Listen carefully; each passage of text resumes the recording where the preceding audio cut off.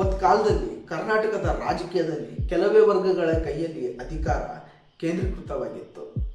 ಆದರೆ ಒಬ್ಬ ನಾಯಕ ಬಂದು ಸರ್ಕಾರದ ಅಭಿವೃದ್ಧಿಯ ಫಲ ಎಲ್ಲ ವರ್ಗಗಳಿಗೂ ತಲುಪಬೇಕೆಂಬ ಆಲೋಚನೆಗೆ ಬಲ ನೀಡಿದರು.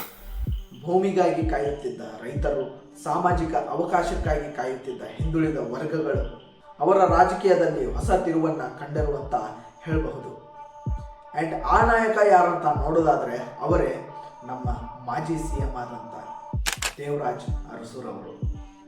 ಆ್ಯಂಡ್ ಯಾರ್ಯಾರು ಈ ವಿಡಿಯೋನ ನೋಡ್ತಾ ಇದ್ದೀರೋ ಈ ವಿಡಿಯೋನ ಪೂರ್ತಿಯಾಗಿ ನೋಡಿ. ಆ್ಯಂಡ್ ನಾನು ಹೇಳ್ತಿರೋ ಈ ಕಥೆ ಬರೀ ಒಬ್ಬ ಮುಖ್ಯಮಂತ್ರಿಯದಲ್ಲ, ಇದು ಕರ್ನಾಟಕ ಸಮಾಜ ಮತ್ತು ರಾಜಕೀಯದ ಒಂದು ಪ್ರಮುಖ ಅಧ್ಯಾಯವಾಗಿದೆ. ದೇವರಾಜ್ ಅರಸುರವರು 1915ರಲ್ಲಿ ಆಗಸ್ಟ್ 20ರಂದು ಮೈಸೂರು ಸಂಸ್ಥಾನದ ಹತ್ತಿರದ ಕೋಲಾರ ಪ್ರದೇಶದಲ್ಲಿ ಜನಿಸಿದರೆ ಅವರು ಅರಸು ಕುಟುಂಬದಿಂದ ಬಂದವರಾಗಿದ್ದರು. ಆ್ಯಂಡ್ ಅವರ ರಾಜಕೀಯ ಜೀವನದ ಪ್ರಮುಖ ವಿಷಯ ಅಧಿಕಾರದಲ್ಲ, ಇದು ಸಾಮಾಜಿಕ ಸುಧಾರಣೆಯ ಬದಲಾವಣೆಯಾಗಿತ್ತು. ಮೈಸೂರು ಸಂಸ್ಥಾನದಲ್ಲಿ ರಾಜಕೀಯ ಮತ್ತು ಸಾಮಾಜಿಕ ವ್ಯವಸ್ಥೆ ಬದಲಾಗುತ್ತಿದ್ದ ಕಾಲದಲ್ಲಿ ಅವರು ಬೆಳೆದು ಬಂದವರು. ಸ್ವಾತಂತ್ರ್ಯದ ಚಳುವಳಿ ದೇಶಾದ್ಯಂತ ವೇಗ ಪಡೆಯುತ್ತಿದ್ದಂತೆ ರಾಜಕೀಯದ ಬಗ್ಗೆ ಅವರ ಆಸಕ್ತಿಯು ಹೆಚ್ಚಾಗುತ್ತೆ. ಭಾರತದ ಸ್ವತಂತ್ರ ಪಡೆಯುವ ಮೊದಲು ಮತ್ತು ನಂತರವೂ ರಾಜಕೀಯ ಬದಲಾವಣೆಗಳಲ್ಲಿ ದೇವರಾಜ್ ಅರಸುರವರು ಸಕ್ರಿಯರಾದವರು. ಅವರು ಕಾಂಗ್ರೆಸ್ ರಾಜಕೀಯದಲ್ಲಿ ತಮ್ಮ ಸ್ಥಾನವನ್ನು ಬಲಪಡಿಸಿಕೊಂಡು ಗ್ರಾಮೀಣ ಪ್ರದೇಶಗಳಲ್ಲಿ ಜನರೊಂದಿಗೆ ಸಂಪರ್ಕವನ್ನು ಬೆಳೆಸುತ್ತಾ ಸಾಮಾನ್ಯ ಜನರ ಸಮಸ್ಯೆಗಳನ್ನು ರಾಜಕೀಯ ಕೇಂದ್ರಕ್ಕೆ ತರುವ ಪ್ರಯತ್ನ ಇವರದಾಗಿತ್ತು. ಹೀಗಿರುವಾಗ 1972 ಅದೇ ದೇವರಾಜ್ ಅರಸುರವರು ಕರ್ನಾಟಕದ ಮುಖ್ಯಮಂತ್ರಿಯಾಗಿತ್ತು. ಆ್ಯಂಡ್ ಆ ಸಮಯದಲ್ಲಿ ಅವ್ರ ಮುಂದೆ ಒಂದು ದೊಡ್ಡ ಪ್ರಶ್ನೆನೇ ಎದುರಾಗಿತ್ತು. ಅಭಿವೃದ್ಧಿಯ ಅವಕಾಶಗಳು ಎಲ್ಲ ಸಮಾಜದ ವರ್ಗಗಳಿಗೆ ತಲುಪುತ್ತಿದೆಯೇ ಅನ್ನೋ ಈ ಒಂದು ಪ್ರಶ್ನೆ. ಹೀಗೆ ಇವರ ಸರ್ಕಾರದ ನೀತಿಗಳು ಇದೇ ಪ್ರಶ್ನೆಗಳನ್ನು ಕೇಂದ್ರವಾಗಿರಿಸಿಕೊಂಡವು. ದೇವರಾಜ್ ಅರಸುರವರ ಆಡಳಿತದ ಅತ್ಯಂತ ಪ್ರಮುಖ ವಿಷಯಗಳಲ್ಲಿ ಈ ಭಾಗದ ಅಧ್ಯಾಯವು ಒಂದು, ಅದು ಭೂ ಸುಧಾರಣೆ. ಆ್ಯಂಡ್ ಆ ಕಾಲದಲ್ಲಿ ಅನೇಕ ರೈತರು ಸ್ವತಃ ಭೂಮಿಯಲ್ಲಿ ದುಡಿದ್ರೂ ಆ ಭೂಮಿಯ ಮಾಲೀಕತ್ವ ಅವರ ಕೈಯಲ್ಲಿರಲಿಲ್ಲ. ಆದರೆ ದೇವರಾಜ್ ಅರಸುರವರು ಭೂ ಸುಧಾರಣೆಯ ಮೂಲಕ ಕೃಷಿ ಮಾಡುವ ಬಾಡಿಗೆ ರೈತರಿಗೆ ಆ ಭೂಮಿ ಮೇಲೆ ಅದೇ ರೈತರ ಹಕ್ಕು ದೊರೆಯುವಂಥ ಪ್ರಯತ್ನ ನಡೆಯಿತು. ಇದನ್ನೇ ಜನಪ್ರಿಯವಾಗಿ ಉಳುವವನೇ ಭೂಮಿಯ ಒಡೆಯ ಎಂಬ ಮಾತಿನೊಂದಿಗೆ ನೆನಪಿಸಿಕೊಳ್ಳಲಾಗುತ್ತೆ ಈಗಲೂ. ಇವರ ಈ ನೀತಿ ತತ್ವಗಳೇ ಕರ್ನಾಟಕದ ಸಮಾಜದ ಗ್ರಾಮೀಣ ಪ್ರದೇಶಗಳಲ್ಲಿ ಪರಿಣಾಮ ಬೀರಿತು. ಯಾಕಂದರೆ ಭೂಮಿ ಕೇವಲ ಆಸ್ತಿಯಾಗಿರಲಿಲ್ಲ, ಇದು ರೈತರ ಪಾಲಿಗೆ ಒಂದು ಆಧಾರವಾಗಿತ್ತು.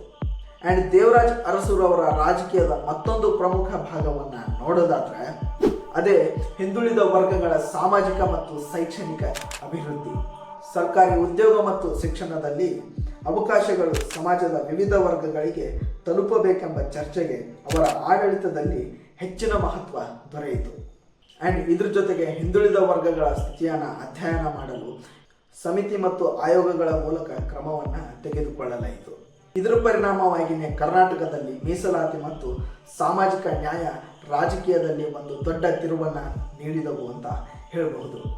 ಆ್ಯಂಡ್ ಇದ್ರ ಜೊತೆಗೆ ದೇವರಾಜ್ ಅರಸುರವರ ರಾಜಕೀಯ ಜೀವನದಲ್ಲಿ ಇಂದಿರಾ ಗಾಂಧಿಯವರ ಪಾತ್ರವು ತುಂಬ ಮಹತ್ವವಾಗುತ್ತದೆ.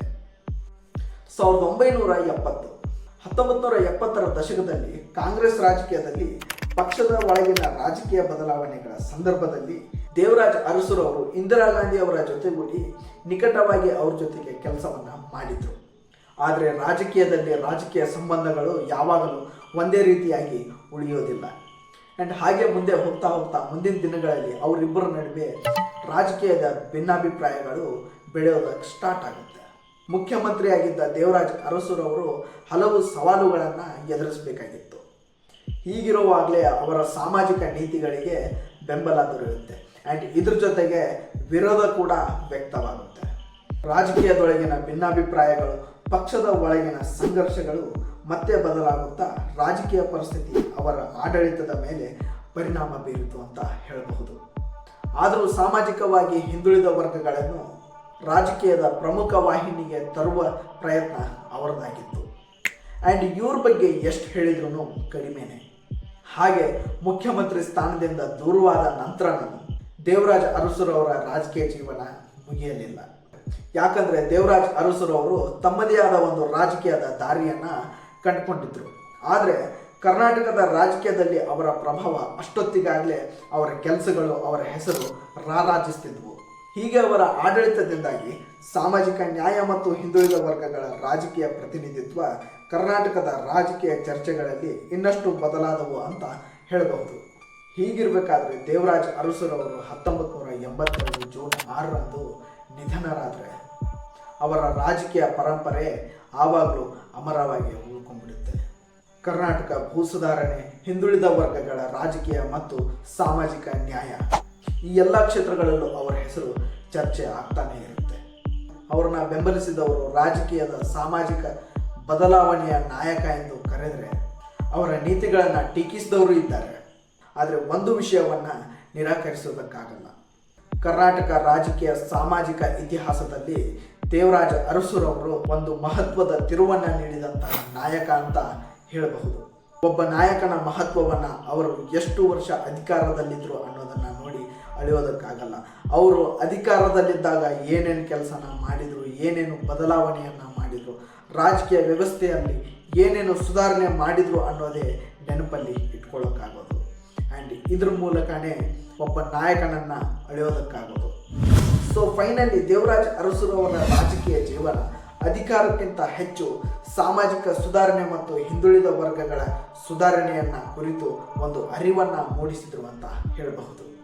ಇದು ದೇವರಾಜ್ ಅರಸುರವರ ಜೀವನ ಕಥೆಯಾದರೆ ಕರ್ನಾಟಕದ ಸಾಮಾಜಿಕ ರಾಜಕೀಯದಲ್ಲಿ ಮರೆಯಲಾಗದ ಒಂದು ಅಧ್ಯಾಯ ಅಂತಾನೆ ಹೇಳ್ಬೋದು. ಆ್ಯಂಡ್ ದೇವರಾಜ್ ಅರಸುರವರ ಬಗ್ಗೆ ಎಷ್ಟು ಹೇಳಿದ್ರು ಕಡಿಮೆನೆ. ಆ್ಯಂಡ್ ಇದ್ರ ಜೊತೆಗೆ ಈ ವಿಡಿಯೋನ ಇಲ್ಲಿಗೆ ಮುಗಿಸ್ತೀನಿ ಅಂತ ಹೇಳ್ತಾ ನೆಕ್ಸ್ಟ್ ವಿಡಿಯೋದಲ್ಲಿ ಮತ್ತೆ ಸಿಗೋಣ ಅಂತ ಹೇಳ್ತಾ ಈ ವಿಡಿಯೋನ ಎಲ್ಲ ನಮ್ಮ ಕರ್ನಾಟಕದ ಜನತೆಗೂ ಮುಟ್ಟುವಂಥ ಕೆಲಸ ಆಗಲಿ. ಆ್ಯಂಡ್ ಯಾರ್ಯಾರು ಇದುವರೆಗೂ ಸಬ್ಸ್ಕ್ರೈಬ್ ಮಾಡ್ಕೊಂಡಿಲ್ವೋ ಅವರು ಸಬ್ಸ್ಕ್ರೈಬ್ ಮಾಡ್ಕೊಳ್ಳಿ. ಆ್ಯಂಡ್ ಲೈಕ್ ಮಾಡಿ, ಶೇರ್ ಮಾಡಿ ಮತ್ತು ಕಮೆಂಟ್ ಮಾಡಿ ಅಂತ ಕೇಳ್ಕೊತೀವಿ.